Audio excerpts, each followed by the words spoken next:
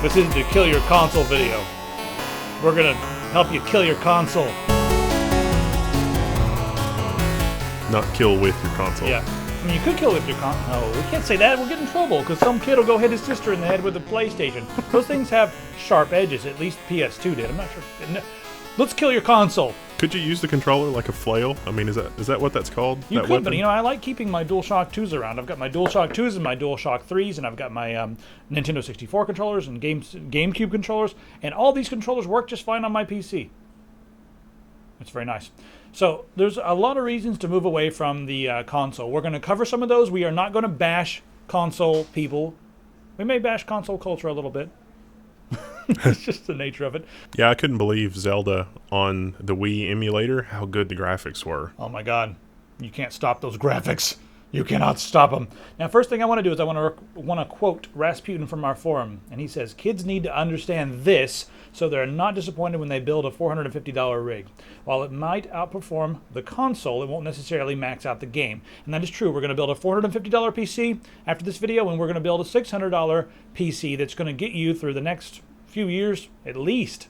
And the $450 PC will not max out many games, but the $600 one, it'll max out a lot of them. But what you guys are going to do is you guys are going to get to play a gazillion games, and you're going to get so many games for next to nothing. So let's go ahead and just start talking about money. Shall we do that? Yes. Cover the money first? Let's cover that. So you got an Xbox, right? You got to have Xbox Live.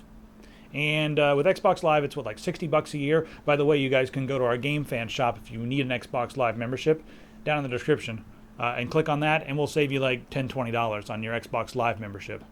Just want to let you know. I mean, I don't like it, but I'll make money off of it. Why not? And make you guys save some money too. Make you guys save some money. Yes, you will save money. The PS3 does not make you pay to go online, but with the PS4, you are going to have to pay around $50 a year. That's what reports are saying. So now you're going to be paying to play. Now, I will say this in defense of the PlayStation. It looks like there's a lot of games that you can play on there for free as long as you have a membership, and you're going to be able to get access to a lot of really good sales. So the PlayStation is looking at what Steam's doing, and they are doing a lot of very interesting things. If the Xbox starts to do the same thing, things are going to get interesting. The other thing I'll say in defense of the consoles is there are a lot of exclusive titles, but there are very good alternatives, and there are more exclusive titles on the PC, and sometimes there's more interesting, quirky, or genre-bending games. So a lot of the indie games come out for PC. They're more experimental, and if you're getting tired of all the tropes and all the, just every FPS game is the same, well, maybe you need to come over to the PC because you're going to be like, holy crap, look at all these games, and a lot of them are bending my mind. Well, you can think of it like Minecraft, PC first, and it was awesome. And it was awesome before, and then it was like, oh, maybe we should also do this on console. And Kerbal Space Program. And people are going crazy playing this all night. It's being streamed on Twitch and everything else. So there's a gazillion amazing indie games, and we'll be talking about them all in the forum. If you're someone who's on the console and you just want to try something different, come on over, and we will help you get into some indie games. Tell us what games you like. A lot of people love Halo. They love Killzone or whatever those games are on the PlayStation and on the Xbox. And they've never played Half-Life. Half-Life, I'm sorry, it takes Halo, chews it up, and spits it out, and goes about its day. Halo is not as good as Half-Life, and Half-Life 2. Nowhere near as good. Now, if you've never played these games, the graphics are going to be shocking in Half-Life 1, so I recommend that you download Black Mesa. It's a community-made, it's basically a remade version of Half-Life 1, but in this new source engine, like the Half-Life 2 engine, and it looks amazing, so download that and play that. Let's talk about how cheap it is to be a PC gamer. Now, first off, I want to open up this infographic. All right, now this infographic is very interesting. What they've done here, and I believe this came from Reddit originally. I'm not sure where it came before Reddit, but we have a PC, we have an Xbox One, and we have a PS4. Now, the initial cost of the PC is going to be more, but over the next several years, over the lifespan of the console, you're going to end up saving a lot of money, sometimes over $1,000. So this chart assumes that the average PC game is $40 and the average console game is $60. The Steam sale, the Steam summer sale would like a word. Yeah, the Steam summer sale would like a word. The Good Old Games summer sale would like a word. Our affiliate links would like a word, because our Game Fan shop links, like when BioShock first came out, right? It was like $59 everywhere. In our store, you could save like $15 on day one. This year, the Steam summer sale, 273 sales in total, 183 games featured, It was a bit ridiculous. Been on sale a bunch of times for, $20, $25. And you guys can get amazing games like, Fallout New Vegas right now is $7.49. Yesterday it was like $5. Fallout New Vegas with the mods is amazing. It looks ridiculous. And then we're going to get to the mods in just a second. We're still going to go on about the price because you save so much money by being a PC gamer. What you do when a new game comes out, the first thing you guys need to do is come over to our website. We have a techsyndicate.com/game deals. A lot of times we'll have a link to Game Fan Shop where you guys can get the games, for $5 to $10 to $15 off. And we'll also be doing promo codes. Like if you come here, we'll give you a promo code that'll give you an extra 5% off. So we're going to help you guys out as much as possible. Even when they're new releases. Yeah, even when the new releases, we can give you a promo code. So we'll be generating new promo codes. So just remember, techsyndicate.com/game deals. One word, no spaces. And that'll get you right there. The link's on the screen, so you don't have to bother trying to figure that out. Oh, yeah, you can just click the freaking screen. I forgot that we've got that technology. We have the technology. Next up, I want to talk about backwards compatibility. I'm playing games from DOS on my PC. And Good Old Games, you guys should check out Good Old Games. I've probably been purchasing more games on Good Old Games this year than I have on Steam because they're really bringing a lot of old games, but they're also bringing new games, to their store that are from indie developers that maybe didn't get a chance on Steam or didn't get a chance anywhere else. And they're actually really good. You guys will be playing click adventures and strategy games and first-person shooters like Rise of the Triad. We've been playing that a lot lately. And I also want to mention, while we're talking about backwards compatibility, I'm also playing Super Nintendo games, PlayStation games, Nintendo 64 games, GameCube games, Wii games, no Xbox games, but I'm playing them on my PC. I've got a video coming very soon called The Wii Placement. I have where I show you how to play a Wii with the Wiimote on your PC. I was actually able to dump my Final Fantasy II Super Nintendo cartridge with my saves to the computer a few years ago, and that was the most amazing moment ever. And it worked. And so I had my save that had 99 hours and 99 minutes. Now, sometimes with some games and some of the consoles, you were able to, like with PS2, remember you could play PS1 games on your PS2? Well, now they've kind of gotten wise to that. And so what you're seeing with a lot of them, Nintendo's doing this, you see Microsoft doing this, is like, oh, well, we'll take all of our, like Sega Genesis games, or we'll take all of our old games, our old Nintendo games, or we'll take all of our old Sony games, and we'll make them available for download within our online store, and you guys can rebuy the games that you already have. Like, why would you do that? Now, the console does have some exclusive titles. The PC also has a lot of exclusive titles, and some of these are pretty hardcore, and some of them are pretty epic. So what I'm going to do is I'm going to list a few of my suggestions for you to go check out, and then I'm going to link you guys to an article in the forum. If you guys just click on that, you'll be able to go, and everyone in the forum can recommend all their favorite exclusive titles, indie games, and that sort of thing. And also, plenty of mods will be in there as well. So let's start off with Chivalry. It's an FPS, but that stands for first-person slasher. It's a sword and shield game. Lots of multiplayer mayhem. Arma 2 and Arma 3 are very hardcore war games. Again, really awesome multiplayer, but they also have single-player campaigns. And from that, we have the DayZ mod, which is uber popular. It's a game that really doesn't care if you live. It doesn't care if you have an agenda. It just throws you in the world and sees what happens. Amnesia could possibly be one of the most suspenseful games out there. There's also Penumbra that came before Amnesia. These games force you to use the mouse to interact with the object, and they are first-person, so you really get into the game. Gary's Mod is a mod, but it's taken off, and there are a gazillion different mods for Gary's Mod, like Trouble in Terrorist Town. Just check it out. It's pretty epic. There's lots and lots of free-to-play games, hundreds if not thousands of them. Faster Than Light is also extremely interesting and very addicting. It's a strategy game like none other, so check that one out. Legend of Grimrock is a throwback to the old-school RPG games like Eye of the Beholder, and even some before it like Dungeon Keeper. System Shock and Deus Ex. Both of these games are sort of role-playing, but they're mostly first-person. They're just really deep, involved FPS games. System Shock is very suspenseful, and Deus Ex has a really interesting plot with some very interesting dialogue, so I suggest you play through those games. Natural Selection 2 is one of the best FPS/RTS games. You can either play as Alien or as a Marine, and the twist on this one is that each team has a commander, and the commander helps to expand your base. You just got to, check it out. All the Stalker games, they're very hardcore FPS games set in Chernobyl and Pripyat. There's lots of radiation. They're just really, really freaking hardcore. You bleed to death. There's no auto health regen nonsense. We've got CRPG games, computer RPG games like Baldur's Gate and all the different BioWare games. The Elder Scrolls games are not exclusive to the PC. The older ones were, but the Elder Scrolls mods are, and they're ridiculously awesome. They add hours and hours of gameplay. Beyond that, there are some genres that are just PC. We're talking like mouse to aim platform games like Trine, where you have to aim your mouse to shoot your arrows and your grappling hook and use your magic. Waking Mars, Gunpoint, and if you want to go way back, there's Abuse, where you run around and have to use the mouse to aim your guns. Lots of strategy games are exclusive to the PC, like Might and Magic, Total War, StarCraft, Warcraft. Some of these games have tried to come over to the console. They're usually epic failures. There are some turn-based strategy games on the console, but they are nothing like Alpha Centauri, Might and Magic, and games like that on the PC. Also, MMORPGs. Again, there are a few on the consoles, and it's just not the same. Games like Rift, Elder Scrolls Online, all these games are made for the PC, and you really can't play that kind of stuff on a console. Click adventure games like Monkey Island, The Dig, Full Throttle, Gemini Rue, Primordia. Now, these games, you really need a mouse for them. I mean, I guess you could play them on a console, but they're computer games. This view defines true beauty. I also want to mention that a lot of these indie titles can be purchased straight from the vendor's website and downloaded.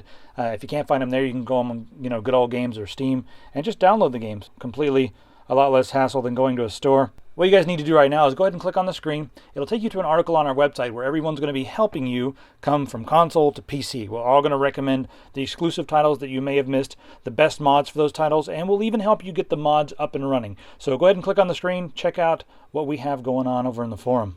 All right, now let's talk about mods. You ready to talk about mods? Let's talk about mods, because mods are amazing. Now, this is the number one reason, in my opinion, that PC gaming is far superior to console gaming: community-made mods. I'm going to talk about Skyrim specifically for a minute, because my Skyrim looks better than your Skyrim. And there's no arguing with that if you're on a console. Absolutely none. My Skyrim's kind of messed up right now. I've got Batman driving around a Cadillac DeVille. Oh, you went that route. Well, mine looks ultra realistic, as you can see here from the pictures on the screen and the videos on the screen. But yeah, you can do that too. And let's see that happen on a console. You know how many lawyers would be in line to sue people if Batman showed up in Skyrim, or or if Spider-Man is driving around in a car getting chased by wolves and dragons with feathers. No, I ran over Spider-Man. So you can do whatever you want with mods. There are a gazillion mods out there. And some of the best games on PC came from mods. Like Counter-Strike was originally a Half-Life mod. Team Fortress 2, Team Fortress 1 was a Half-Life mod. So the community makes what they want, and then it turns into the next big thing. That's where everything is happening. Mods are the future. Mods turn our games into what they should be in the first place. Taking on the crafting system, Pistol Plays, she's got a hunting mod where she has to go on hunting quests to collect pelts, and it also adds a lot of depth to that, where she has to harvest the heart, and then as she gets better, she can harvest the organs and the hooves and everything else. And she also has a camping mod where she has to camp, she has to eat, and if she is out in the cold, exposed too long, she can catch hypothermia and die. Of course, the difference between PCs and consoles. PCs are as much about content creation as they are about content consumption. And so with the community around these specific games, they can create and share and modify, but you don't have that opportunity on a console. And a lot of times, people will start doing something like that and then find out they have a knack for it and they love to do it. And then we have our next generation game developers. A lot of the game developers start off as a modder. So who knows, maybe you're like looking for something to do with your life and you're like, I really don't know what to do with my life. Come over to the PC, start modding, start playing with things, start tweaking. Maybe you have a knack for it, and the next thing you can do is turn your computer that you spend a little bit of money on into a money-making machine. And that's the next thing I want to talk about, because you can do so much more with your PC. You can, have an audio recording studio. You can make chiptunes. You can make websites. You can surf the web. You can, video edit, make videos for YouTube, hop on Mumble, IM, video chat, stream, content creation. I mean, I know you can. What's that? Content creation. Content creation all day long. You can be a maker. And you can do that with a PC. And here's my last argument, and I think this is a big one. Everybody looks at the consoles, and they always say console versus PC. There are a lot of people out there that they look at it and they're like, well, I need a console and I also need a PC for work. And they'll go out and they'll buy like, a $300 or $400 laptop, and they'll also spend $300 or $400 buying a console.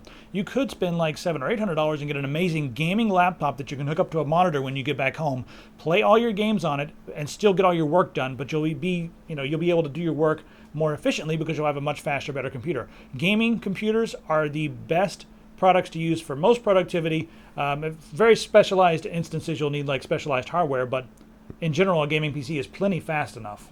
A lot of people complain about loading times on the console, and I'm seeing that a lot in the forum. You know, if you go SSD, the loading time is essentially 0. Wow, on PC you receive less death threats from angry children. I wasn't going to really get into the community or the graphics capabilities because I don't think those are the key arguments here. I think the communities can be good or bad on either one depending on who you hang out with and who you keep in your private circles. If you hang out with idiots, you're going to be hanging out surrounded by idiots, I guess. And then the graphics thing, really, it's all about the gameplay for me, the reasons to switch. Locum mentions that PC gaming can be more accessible for people with physical disabilities. And that's very true. There are so many tools that are exclusive to PC that will allow people with disabilities to play the games. Now, speaking about bettering yourself, Papercut Weasel says, what do you learn out of using a console? How to navigate the Xbox menu, how to play Call of Duty correctly? You will benefit from using a computer. And he was talking about through all the hardships that you have on a computer, like a blue screen or a virus or just something like that. I know that those can sound like belly aches or sound like something that's going to annoy you, but you will learn. You will learn how computers work. You may be able to get a job in the computer field. Spending money on a computer could turn into money in your pocket eventually. I mean, almost everybody is working on a computer in some way. So it would behoove you to, I know a lot of you guys use console and PC, but it would behoove you to spend a lot of time on the PC and learn as much about it as possible. I can honestly say that setting up Doom for multiplayer and network and remote play way back in the day taught me a hell of a lot about networking. You're never going to learn any of that playing with a console. You're just going to click a button, navigate a menu, and be done. So yeah, I want to say thanks to Devin, especially because he helped put together a document. He was actually emailing me saying like, hey, here's a gigantic list, and he made a Google Doc for everybody, and then everybody else on the forum that jumped in there to help talk about this. If you're someone who loves console and hates PC, I want to hear from you, but you better make a valid argument, because we are going to have an intelligent discussion about this. I know the console versus PC thing is really old, but there's like no intelligent conversation going on about this, and that's what we're trying to do. Well, actually, I don't really care about the argument as much as I care about helping you guys come over to the PC. The world's a PC. That's just the way it is. Consoles are going to go away in a few years. This might be the last. This might be the last, I guess, generation of consoles. Wouldn't that be interesting? That is interesting to think about, especially when you've got appliances like the Steam box coming down the line. I mean, it's blurring the line. Our tablets are going to be more powerful than a lot of this stuff, yep. And everything is going to be cloud and accessible anywhere. So that's what I'm thinking is going to be the future. But whatever the future is, the PC is going to be a big part of it, and I'm not sure if consoles are. So come on over. The water's fine. Subscribe. We're happy to have you in the forums. And the next thing we're going to do is we're going to build 2 machines. We're going to build one for $450 that can play most games at 720 maxed out, and some games at 1080 and even 1440, like Rayman 3, or not Rayman 3, Rayman Origins. Rayman Origins was playing at 1440p beautifully on the APU. If you want to spend a little bit more money, for $600 we can get you a 6-core, and we can get you more teraflops than the PlayStation 4. More processing power. So check out those 2 videos and build yourself a console replacement. See you next time.